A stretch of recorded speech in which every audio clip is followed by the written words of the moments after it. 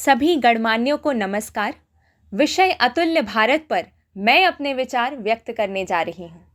साक्ष्यों के समीकरण इतिहास की कथाएं कहते हैं, आस्थाओं के दीपक विश्वास अमर रखते हैं। हिमालय से हिंद महासागर की ये कण कण भूमि भारतीयता के ओज से प्रदीप्त है। यहाँ अनंत आभा है, अविरल ज्ञान की सरिता है। यह पुण्य भूमि एक निरंतर यात्रा है।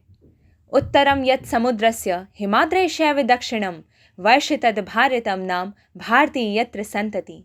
विष्णु पुराण में आलोकित यह श्लोक भारतवर्ष एवं भारतीयों की मेधा को प्रमाणित करता है। भाव, राग और ताल के समन्वय से बना यह भारत प्रकृति की जीवंतता का द्योतक है। विश्व में रोमन, ग्रीक जैसी अनेकों सभ्यताएं जन्मी और नष्ट हो गईं, पर सनातन सभ्यता एकमात्र वैज्ञानिक सभ्यता है जो आज भी अपने वास्तविक स्वरूप में जीवंत है और आधार स्तंभ है भारतवर्ष का। माँ गंगा, माँ नर्मदा की पावन भूमि पर आदि शंकराचार्य का ज्ञान, ऋषि कणाद का विज्ञान, ऋषि अगस्त की तपस्या, तो वहीं आचार्य चाणक्य की विज्ञता ने कण कण भूमि को तथ्यपरक ज्ञान से सुशोभित किया है। 4 वेद, 18 पुराण, 108 उपनिषद, गुरु शिष्य परंपरा हमारी जड़ें हैं। जब पाश्चात्य को धरती चपटी नजर आती थी, हमें तब से ब्रह्मांड के गूढ़ रहस्य पता है। हमारा इतिहास सृजन, विध्वंस और पुनः सृजन की संकल्पनाओं से भरा हुआ है।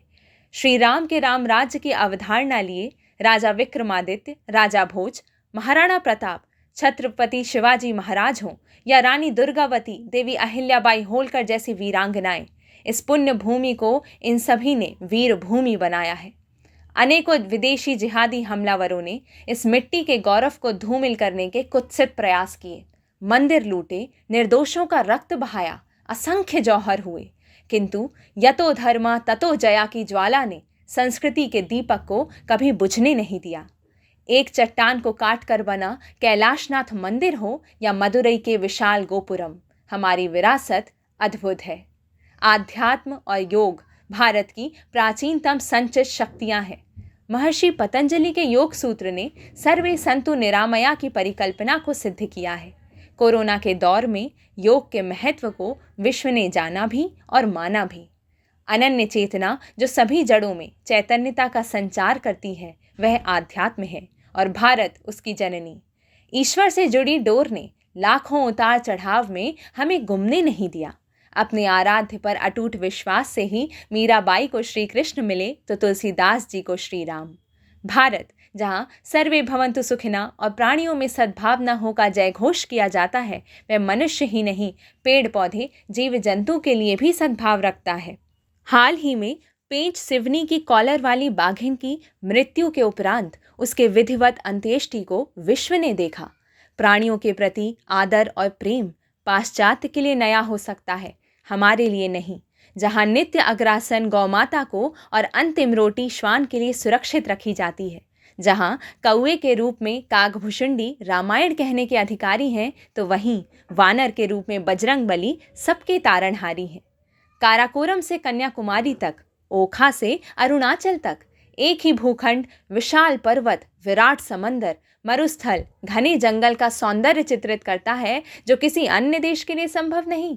साथ ही करोड़ों तीर्थ स्थल, 4 धाम, सप्तपुरी चहुं ओर से भारत को आध्यात्मिक ऊर्जा प्रदान करते हैं।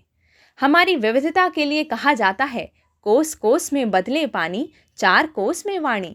असंख्य पर्वों, परंपराओं, पोशाकों और पकवानों से सज्ज भारत गौरवशाली इतिहास की स्याही से वर्तमान के पन्ने गढ़ रहा है।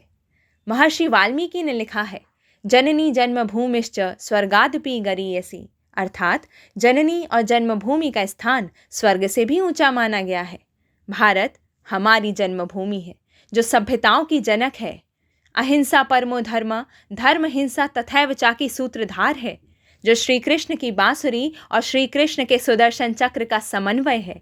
भारत जो आध्यात्म की चेतना, संस्कृति का दीपक और जीवन का उत्कर्ष है।